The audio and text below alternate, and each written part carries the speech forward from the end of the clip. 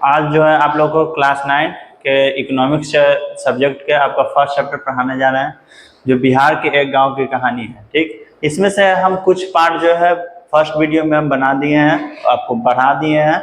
और आज जो हमारा टॉपिक है वो मेन टॉपिक है हमारा उत्पादन, मतलब उत्पादन होता क्या है। तो आइए देखते हैं।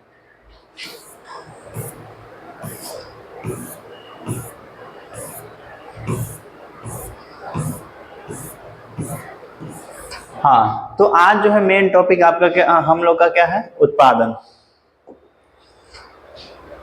उत्पादन होता क्या है।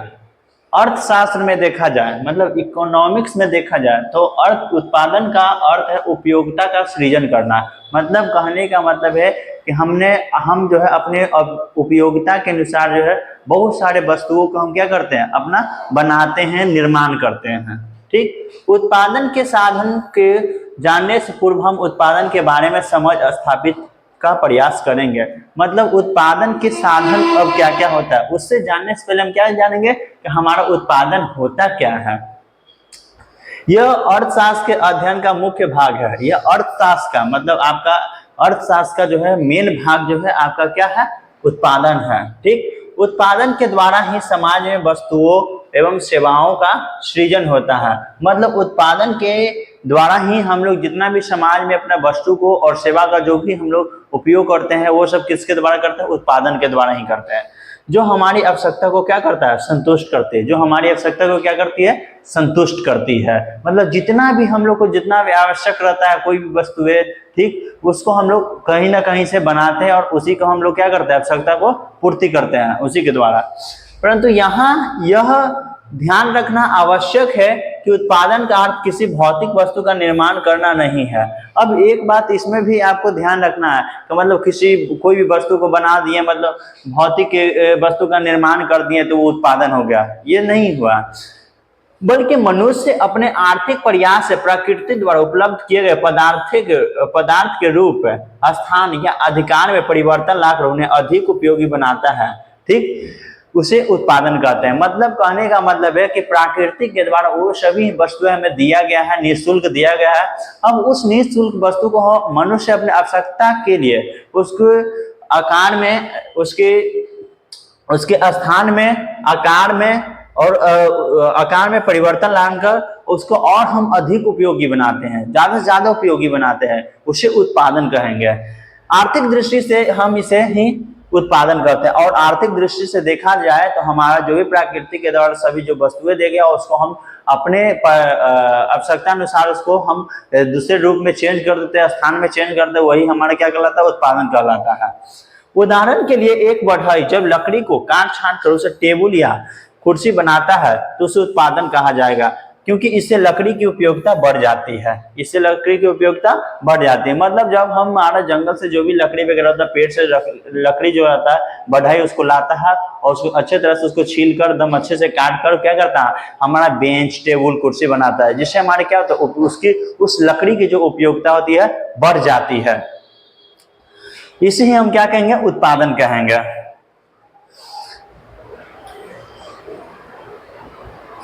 इस प्रकार उत्पादन का अर्थ किसी वस्तु या पदार्थ की नहीं बल्कि उपयोगिता का सृजन करना है। मतलब इस प्रकार हम कह सकते हैं कि उत्पादन जो है आपको कोई भी वस्तु को बनाना नहीं, सृजन करना नहीं, परंतु जो हम क्या कर सकते हैं, हमने आवश्यकता को पूर्ति के लिए जो वस्तु बनाते हैं वही उत्पादन कहलाता है।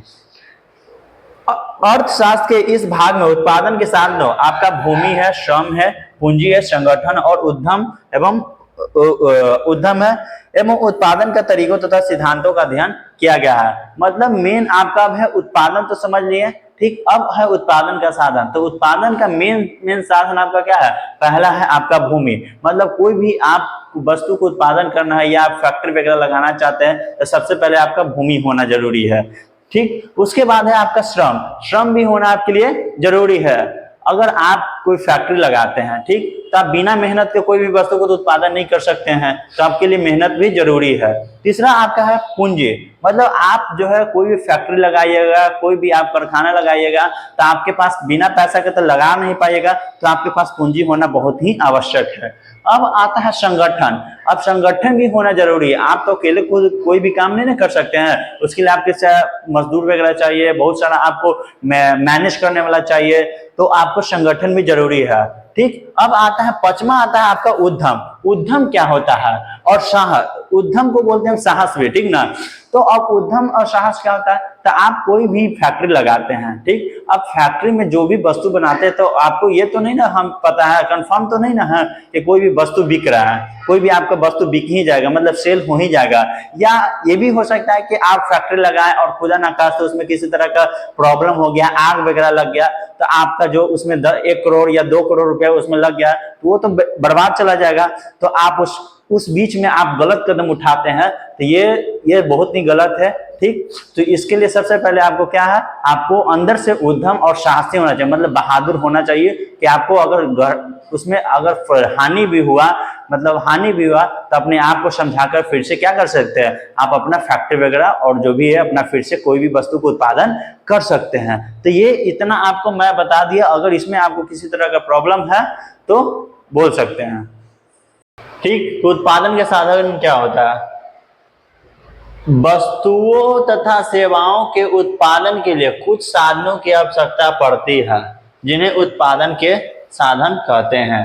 मतलब वस्तु तथा सेवा को उत्पादन के लिए हम लोग को बहुत सारी चीजों को क्या जरूरत पड़ता है, कुछ ना कुछ हमको साधन चाहिए, ठीक। जैसे आपको कोई भी वस्तु को उत्पादन करना है, तो आपको उत्पादन कीजिएगा, तो आप कोई भी फैक्ट्री वगैरह में या कारखाना वगैरह में कीजिएगा, तो सबसे पहले आपको चाहिए भूमि, भूमि के बाद चाहिए श्रम, श्रम के बाद चाहिए पूंजी, पूंजी के बाद चाहिए आपको उद्यमी, उद्यमी के पास चाहिए आपका संगठन। ये 5 चीज चाहिए, तो जिन्हें हम क्या कहते हैं, तो जितना भी उत्पादन करने के लिए साधन चाहिए उसे क्या कहते हैं, उत्पादन के साधन कहते हैं। अर्थात जो उत्पादन की क्रिया में सहयोग देता है, जो क्या करता है, उत्पादन की क्रिया में सहयोग देता है।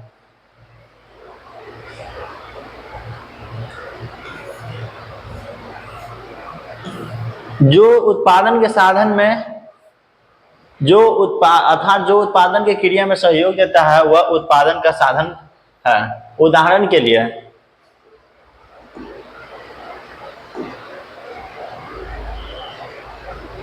लिए है अन्न उपजाने के लिए भूमि, हल, बैल, बीज, मजदूर, सिंचाई, दवाई इत्यादि की आवश्यकता पड़ती है। उसी तरह कारखाने में उत्पादन करने के लिए भूमि, मकान, मशीन, मजदूर, पूंजी, संगठनकर्ता, बाजार इत्यादि का सहयोग आवश्यक होता है।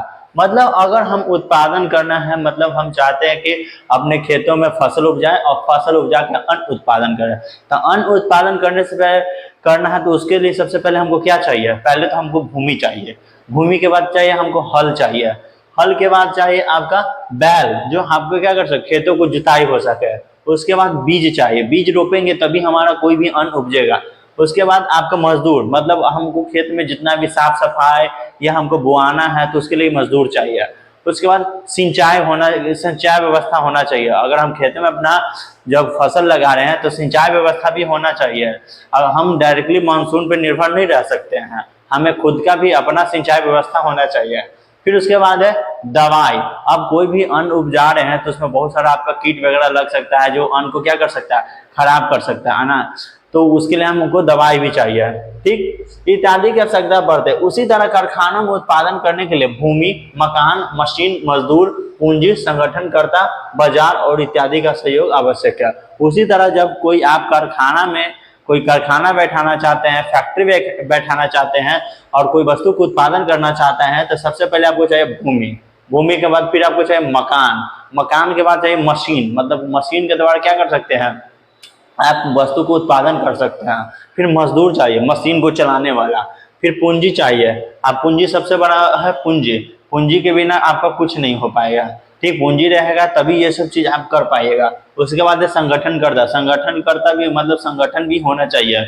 उसके बाद है बाजार। अब बाजार भी आप ये डिपेंड करता है कि आप कौन से एरिया में आप क्या कारखाना लगा रहे हैं। वैसे एरिया में कारखाना लगाइएगा जहां आपका बाजार अच्छा हो, ठीक, मार्केटिंग अच्छा हो, तो उस एरिया में आपका क्या हो, कोई भी वस्तु का उत्पादन कीजिएगा तो जल्दी से जल्दी आपका वस्तु सेल हो जाएगा। ठीक, इस प्रकार उत्पादन के विभिन्न साधनों की आवश्यकता पड़ती है। इस प्रकार उत्पादन के विभिन्न साधनों की आवश्यकता पड़ती है। जैसे आपका पहला भूमि, दूसरा श्रम, पूंजी, व्यवस्था या संगठन, उद्यम या साहस। ठीक, अब आता है सबसे पहला उत्पादन के सबसे पहला साधन क्या है, भूमि।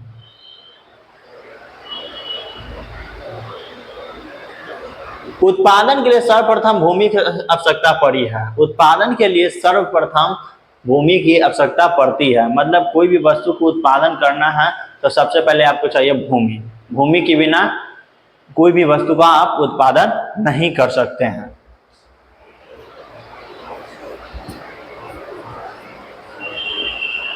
उसके बाद अर्थशास्त्र में भूमि से मतलब प्रकृति प्रदत्त सारे मुफ्त उपहारों से है। मतलब अर्थशास्त्र में भूमि से मतलब है कि हमें प्रकृति के द्वारा भूमि क्या मिलता है, निःशुल्क मिलता है।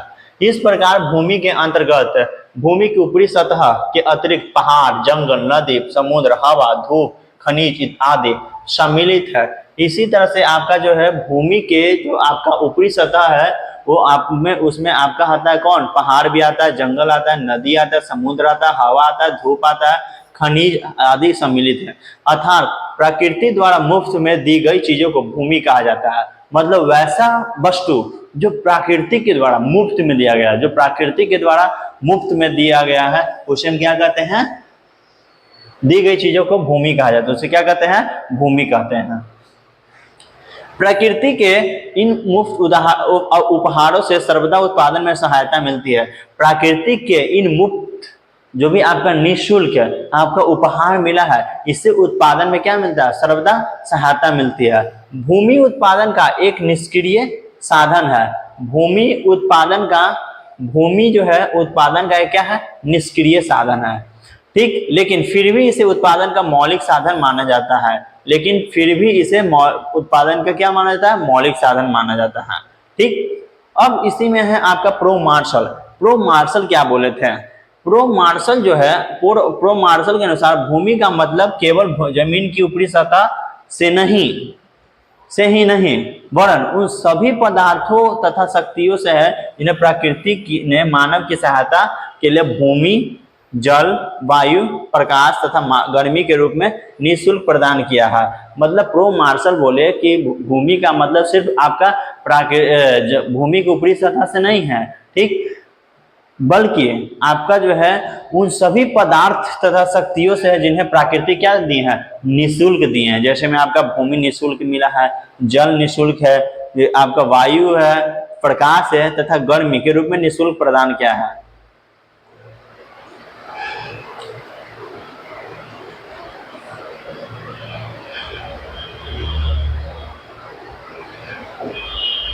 भूमि एक प्राकृतिक साधन है।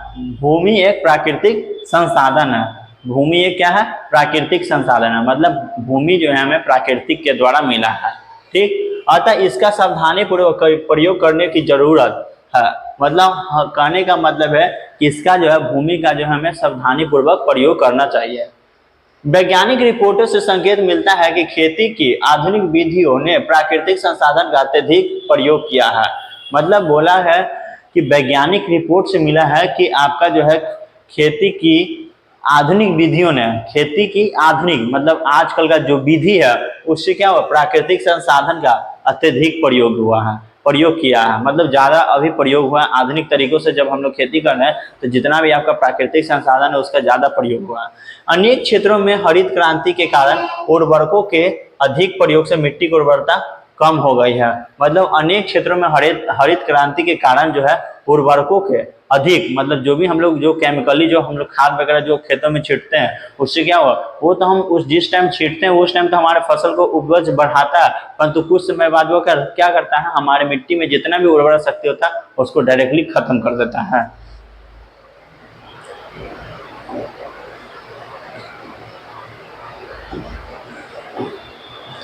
अब भौतिक साधनों के निर्माण में प्राकृतिक का अत्यधिक दोहन होता है। मतलब भौतिक साधनों के निर्माण में प्राकृतिक का अत्यधिक दोहन होता है। जैसे एक मकान के निर्माण के लिए अनेक वृक्षों को काटना पड़ता है। जैसे हम लोग घर अभी बनाते हैं, ठीक, कहीं भी घर बनाते हैं तो उसके आसपास में बहुत सारा पेड़ पौधा होता है, छोटे हो चाहे बड़े हो। तो उस पेड़ पौधे को क्या करते हैं हम लोग, डायरेक्टली उसको काट देते हैं, उसे नष्ट कर देते हैं, जिससे क्या होता है हमारा प्राकृतिक का दोहन होता है। उससे हमारा पर्यावरण संतुलन क्या होता है, बिगड़ जाता है।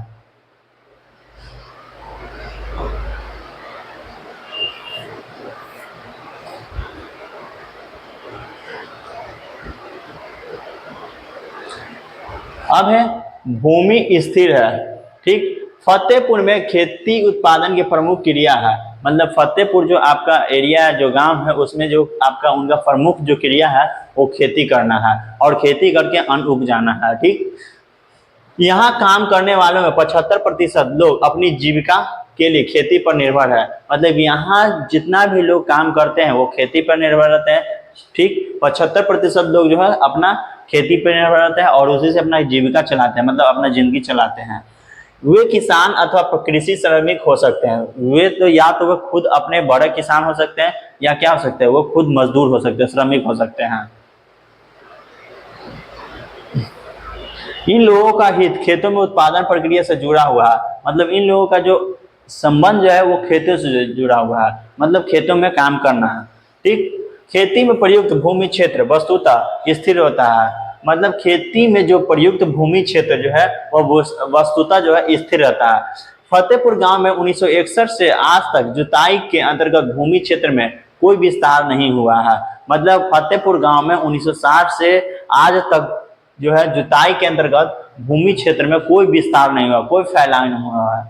प्रारंभ में इस गांव की कुछ बंजर भूमि को कृषि योग्य भूमि में बदल दिया गया था। मतलब प्रारंभ में, मतलब शुरुआत में जितना भी आपका फतेहपुर गांव में बंजर भूमि था, बंजर भूमि कौन भूमि, वैसा भूमि जहाँ जंगल वगैरह था, वहाँ वर्षों से खेती नहीं हो रहा था, उस भूमि को जो है फिर से क्या बना दिया गया, कृषि योग्य भूमि बना दिया गया। तब से अब तक इस गांव में कृषि योग्य भूमि क्षेत्र में कोई विस्तार नहीं हो सका है, ठीक। बिहार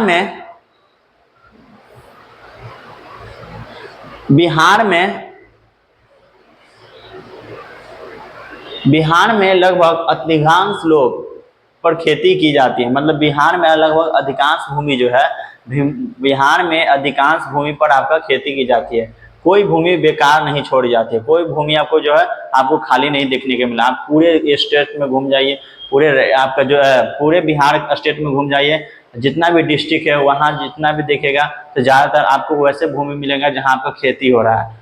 कुछ कुछ जो पार्ट है, कुछ कुछ जगह है जो आपको वहाँ आपको खेती करने के नहीं देखने को मिलेगा।